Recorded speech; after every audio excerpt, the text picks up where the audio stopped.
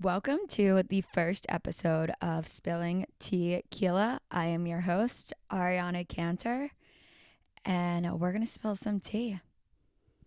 Maybe drink some tequila. Not today, not for the first episode, but eventually we'll get there. This is water. That is what we're starting off with today. This is a solo podcast. I did have a podcast before. I did have a podcast with another person and things didn't work out, and that's okay. Honestly, I've been very passionate about having a podcast for years, and I don't know if I would have ever started a podcast by myself.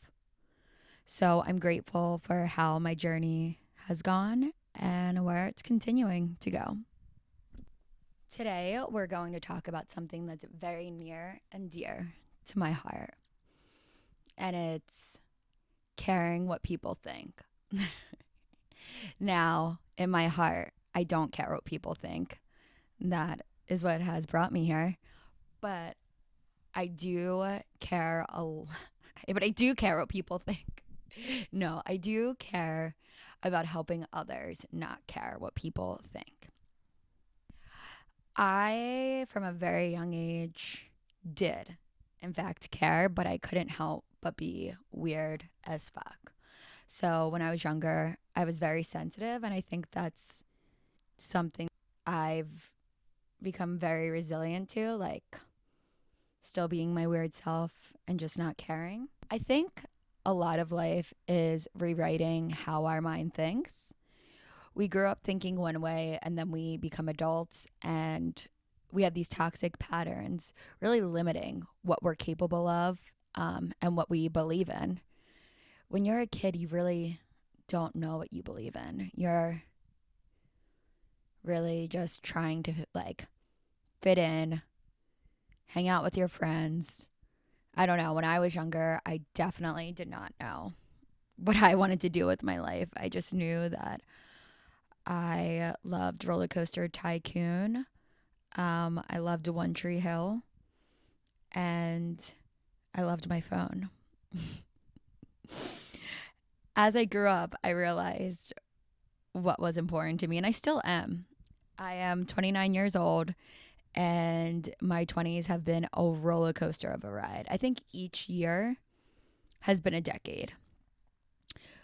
When I turned 30, I feel like I could really write a 10-book series for each year in my 20s, how different each year was.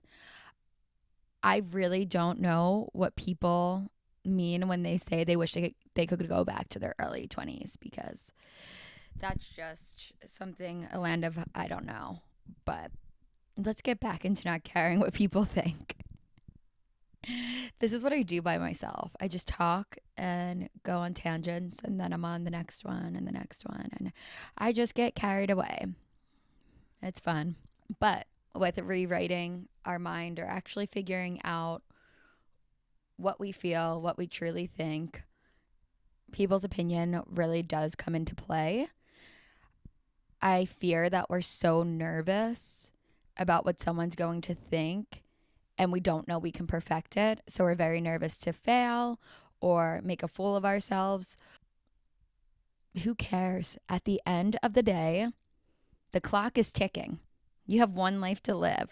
When you are 80 and someone is talking to you about all of their accomplishments and the risks they took, you want to compare. And you want to be looking back on it too. I know this because I'm 80. Even if something doesn't work out, I'd rather have tried than to let time pass by. You feel me? And something that I think truly helped me not care what people thought is giving myself a scenario. Let's use the name Jessica. Sorry to any Jessicas out there. I'm nervous that Jessica is going to think X, Y, and Z if I start a podcast. In our reality, Jessica would never be sitting there thinking in her mind, if Arianna starts a podcast by herself, I'm going to judge her. She will look so dumb. Maybe Jessica would say that, but I would literally tell Jessica to go F herself and ask her what she's doing with her life. Because anyone that is doing something for themselves or more than you truly wants you to do the same. People that are scared don't want you to grow past them. They also need to focus on themselves, and it's never too late to reinvent and to do that. Something that has crossed my mind many of times. It's the thought, have I missed my opportunity to have a platform and build a brand? And there's many times that I have felt shame that I have. There's many times that I've worried about the judgment I'll receive from others. Like, what is this? Before I was 28 when I started, but now I'm 29. What is this 28, 29-year-old doing? Acting like she's in her early 20s, building a brand on social media. If I would have had a brand on social media in my early 20s, it wouldn't have been good. I have grown a lot. I really don't know what it would have been about or how healthy it would have been. So you know what? This is my right time, right place. And honestly, as I continue to grow, I am judging the people that aren't taking a risk on themselves because I want them to. It's not because I look down on them. It's because I want to see everyone at their full potential, or at least trying to find their potential, rather than focusing on someone else, because it's going to be a very sad day one day when you wake up and you're 80 and you don't have the stories to compare. And if you are obsessing over someone else's life or judging someone else's life, odds are you genuinely aren't close with that person and you don't know much about that person. For me, I wouldn't judge the people that are close to me. I know we're all human. If you're judging someone you barely know and you think you know their life, that's really strange. You likely have created a story in your mind of someone else's life. And who knows, that person may wish that was their real story of their life. Another thought that really helped me focus in on myself and listen to, what I want to do is admiring. So admiring is the opposite of jealousy. If you can replace jealousy with admiring, it is a whole new world. The Little Mermaid. I was up late, probably about a year ago, late at night, and I couldn't sleep, and I had that thought about admiring. And there's just so many incredible people in this world, females, entrepreneurs, and they inspire me so much to take a risk on myself. And there probably was a point where I had a little bit of jealousy before I really did take a risk on me to see my potential, because I didn't know how they made it look so easy. And when I realized to be inspired instead of envious, that was a life-changing move. That was a boss move, because then you start your own journey and you realize there's so many people that are doing similar things that you would like to do, and it's possible. Why can one person do it and the other person not? Make it make sense. And another thought, I'm just going to share all my thoughts. When it comes to delusion, people say to be delusional and that delusion will help take you far. But everything is perspective. Because I think you're delusional if you're not focusing on yourself. and you are actually focusing on yourself without delusion. You have belief in yourself. Believing in yourself is not delusional. These are these little things that like I talk myself through so that I can throw away any doubts, any anger, any emotions that I really don't want. Like, you can mind over matter your life and take full control over it just by the way you think. I always say with mind over matter, you start to tell yourself something and you don't believe it because you've trained your mind to think a different way. And eventually it's like you snap your fingers one day and you wake up and it's in your mind, it's in your belief system, and life is advancing. And at the end of the day, everybody can be worthy. And if you own who you are, that takes away people's power of judging you, having an image of you that's false, whatever it is. If you can own who you are, people can sense that, and people like to prey on the weak. So that's like an easy solution. Just wake up, say, this is what I'm doing. I own it. Also in life, I've always been humiliating. Like, ever since I can remember, as a little kid, oh my gosh, I was the example. I've been the example of humility. And I don't know why. Like, I remember when I was in grade school and I was trying out for a play. I am a horrible singer. I am really, really not good. And this was in 6th grade, I believe. There was a Catholic school that closed down near my Catholic school, and all of those kids came to my school that I was going to. There was like all these new boys. All the girls were so excited. We had to look cool in front of the boys.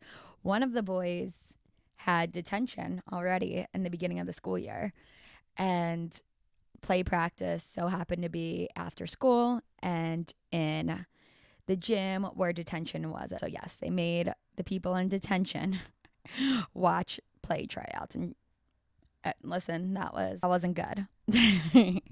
And all of the girls that were trying out for the play were terrified to go on stage for tryouts because this one boy was in detention.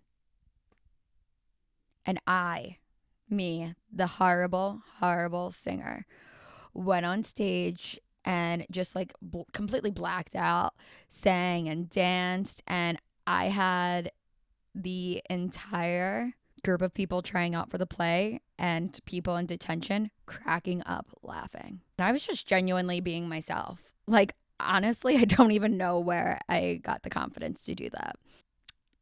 It's pretty crazy. Prior and after that, there are just so many stories where I've done similar things.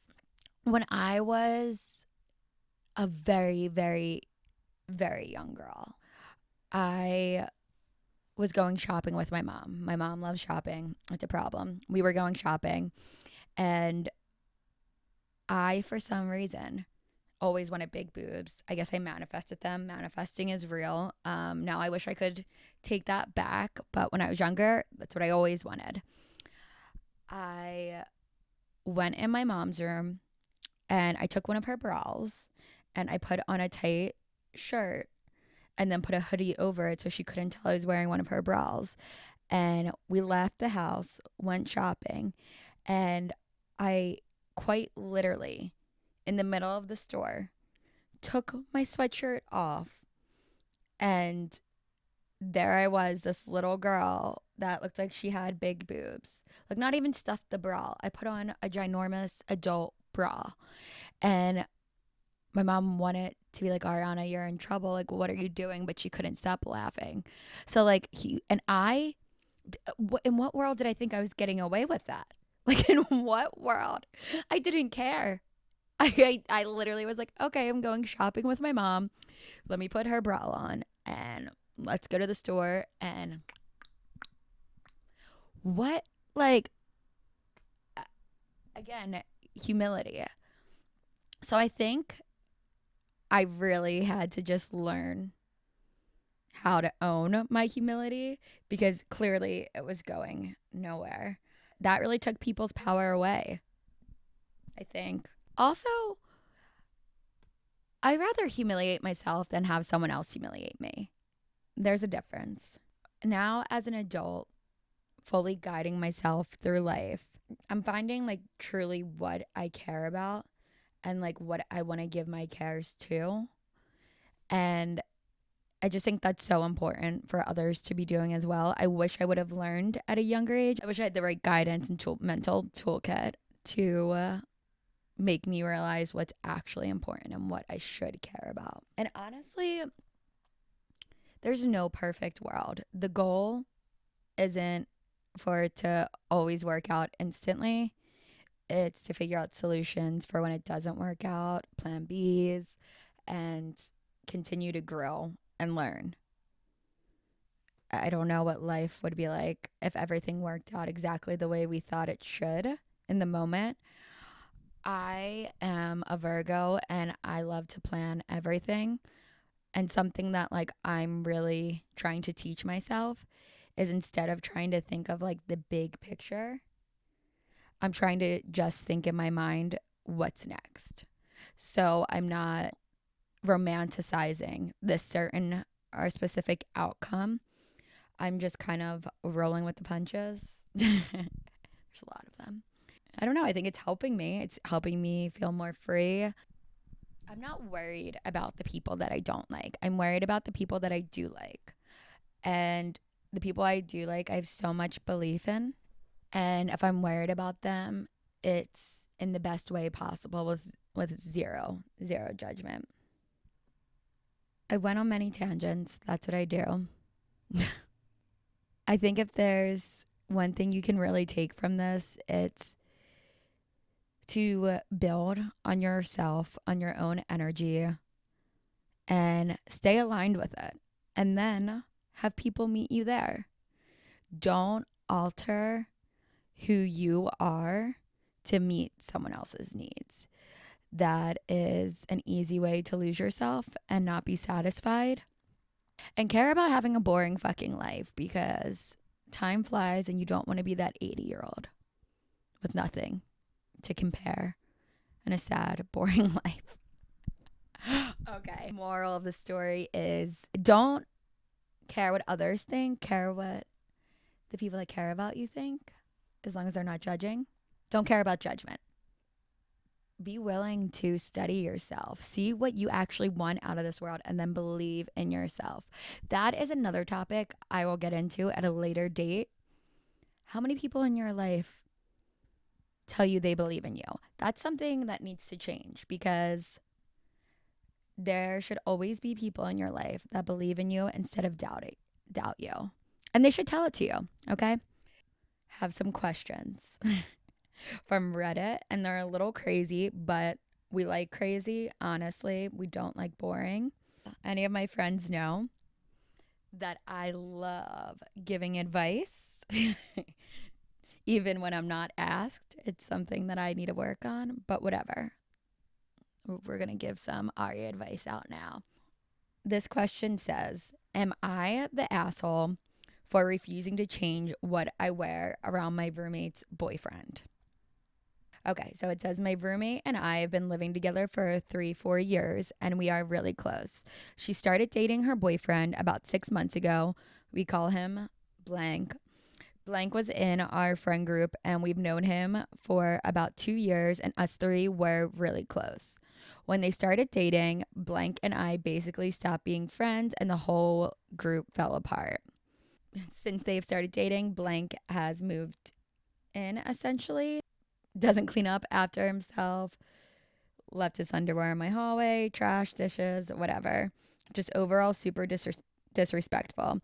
A couple of days ago, my roommate asked me if I could wear a bra when her boyfriend was around. I was so taken back. He is here all the time, so I'd have to wear one all day and into the evening. I refused, and she called me disrespectful, saying I should respect her boundaries. She said it's disrespectful to dress like that around other people's boyfriends. I said I don't care. It's my apartment. Okay. We've read enough. Okay.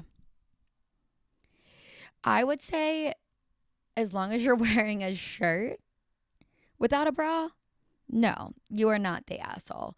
It's your house. You are paying rent there. You live there.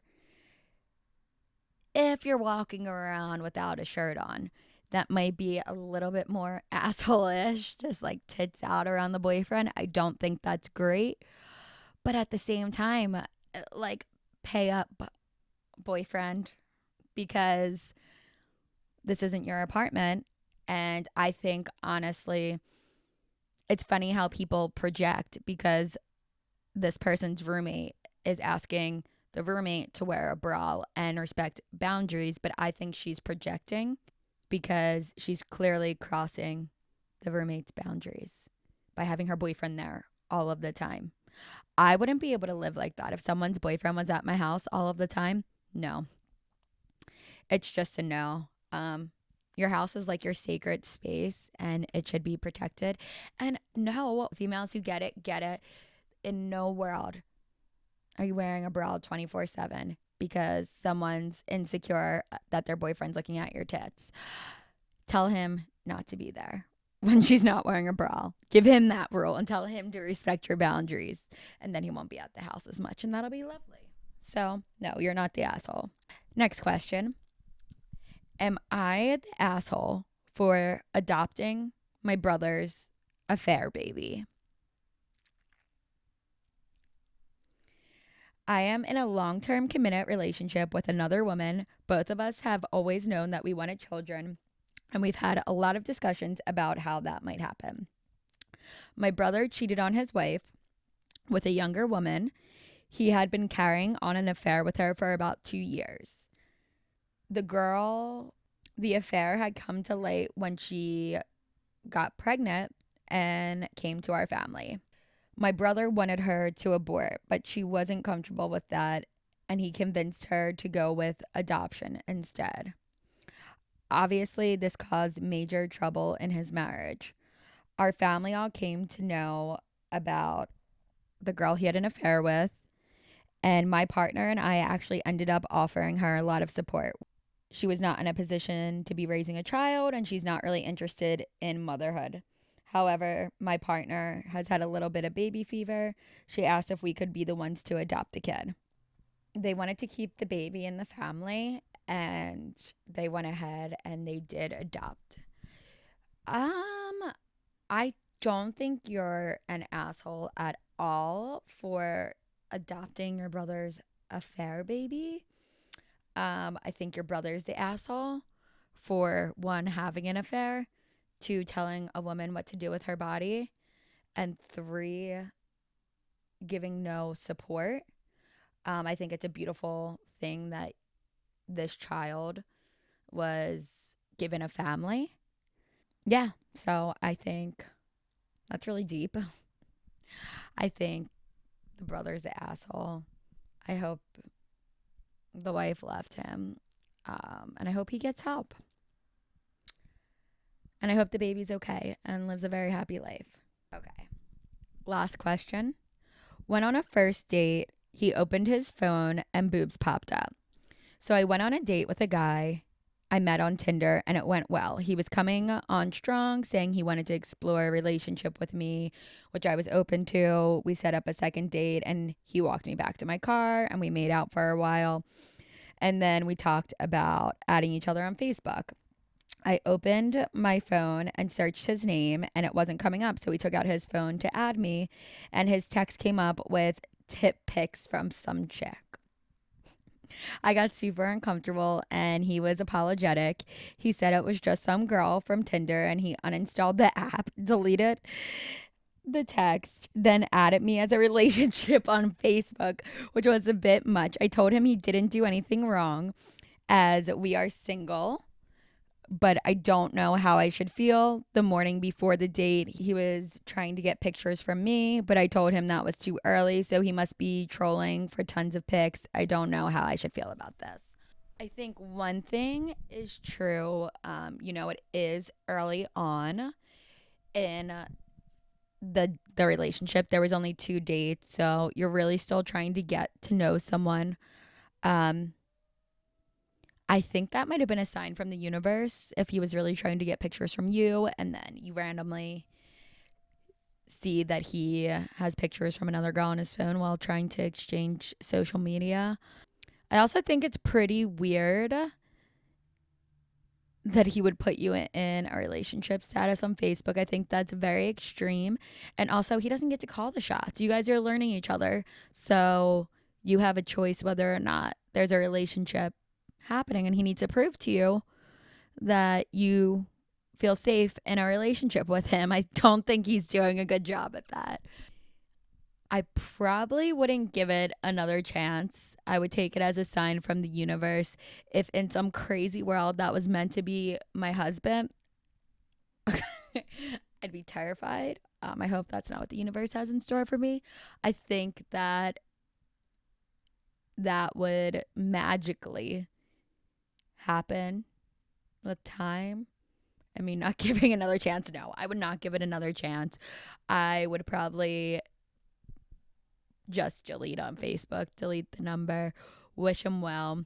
He sounds like he has some things to work out within himself if his answer was to go in a relationship with you on Facebook because you saw boob pictures on his phone. And I think that would be a very toxic pattern of him overcompensating in a way that he thinks you may want, rather than being the stand-up guy that you need and should be in a relationship with.